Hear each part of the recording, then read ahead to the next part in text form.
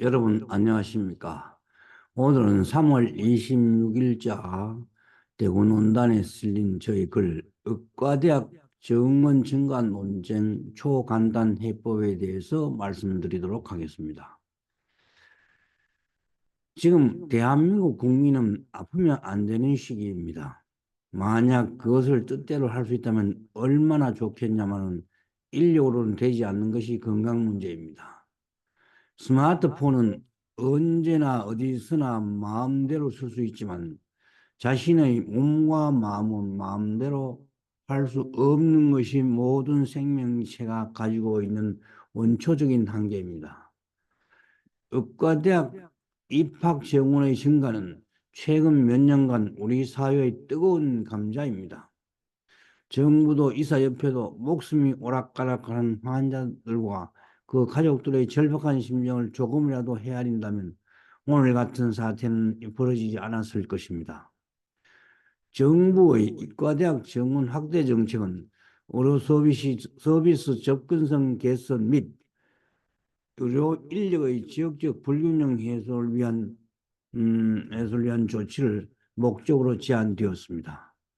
반면에 대한 의사협회를 포함한 일부 의료계 인사들은 이러한 조치가 의료의 질을 저하하고 이미 포화된 의료 시장에 더 많은 압박을 가할 것이라고 반대하고 있습니다. 이러한 갈등에서 양측이 상호 이해와 타협을 도달할 방법을 모색하지 않고 대립 국면으로 치닫고 있습니다. 대학의 모든 학과는 취업에 따라 정원이 조정되는 것은 당연한 조치이며 전원이 취업되는 학과는 거의 없습니다. 대한민국 의사의 수가 과연 적정한가의 문제를 따져보고 부족하면 더 확대하면 될 것이고 그렇지 않으면 확대할 필요가 없을 것입니다. 그렇다면 대한민국의 필수 의사의 수가 어디가 부족하고 어디가 남아도는지에 대한 정확한 진단이 선명되고 이에 대한 공감대가 형성되면 쉽게 문제를 해결할 수 있을 것입니다. 실제로 보건복지부와 국민건강보험공단 등의 통계에 따르면 2022년 성형외과 의원 의사 수는 최근 10년간 12배 가까이 늘었습니다. 피부과 의사도 40%가량 늘었습니다. 2024년도 상반기 전공의 레지던트 모집 결과에서도 성형외과와 피부과는 모든 피부과의 모집 인원을 훌쩍 넘게 지원했지만 소아청소년과 25.9%, 산부인과 67.4%, 응급의학과 79.6% 이과 등은 정원을 채우지 못했습니다. 진로 과목별로 선호도에는 소득과 의료사고에 대한 부담감 등이 큰 영향을 미치고 있는 것으로 파악이 됩니다. 또한 보건의료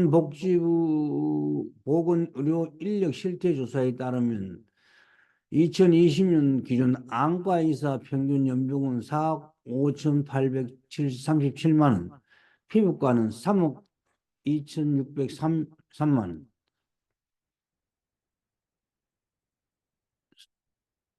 3억 263만 원 등으로 의사 평균 연봉보다 높았습니다. 반면에 소아척수년과는 약 1억 원으로 진료 과목 중에서 10년 전과 비교했을 때 연봉이 유일하게 감소했습니다.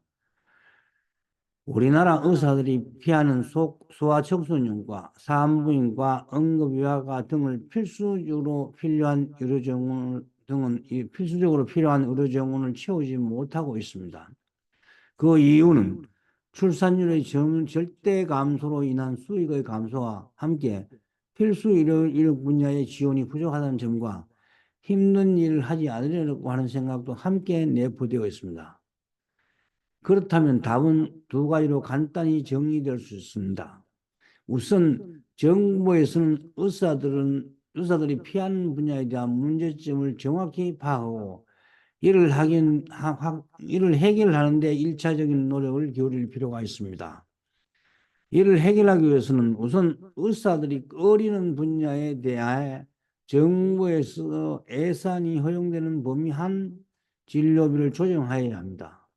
이와 동시에 필요 의료 인력이 부족한 분야에 대해서는 외국인 의사의 국내 취업을 신중히 추진할 필요가 있습니다. 모든 부족한 산업 인력은 해외 인력으로 채워지고 있습니다.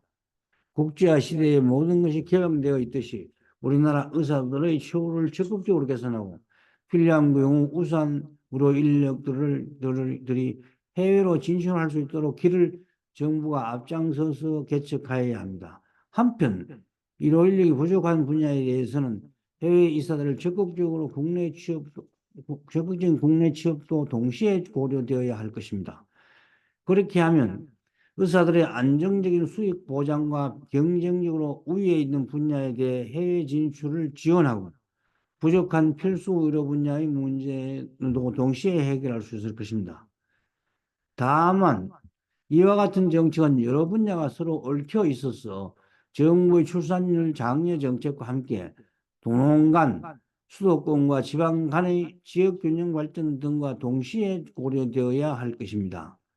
더구나 해외 의료 인력의 국내 유입은 국제적인 비난을 받을 수 있습니다. 따라서 북한을 포함한 의료 인력을 수입하는 나라에 대해서는 적어도 당해 국가의 어린이들이 굶지 않도록 정부가 적극 나서서 지원해야 할 것입니다. 그렇게 하면 국내 의료 공백을 해결하는 것은 말할 것도 없고 국제적으로 존경받는 국가로 나설 수 있어서 국격을 크게 향상시킬 수 있을 것입니다. 따라서 이와 같은 정책으로 국민의 건강권을 침해함이 없이 쉽게 의료 분쟁을 해결하고 함께 잘 사는 지구촌 시대를 열어가는 데 크게 기여할 것으로 생각됩니다. 정부와 의료계는 이 점을 직시하고 당장 실천에 옮겨 국민의 기본권인 생건강권을 침해하는 일이 다시는 일어나지 않도록 해야 할 것입니다. 감사합니다.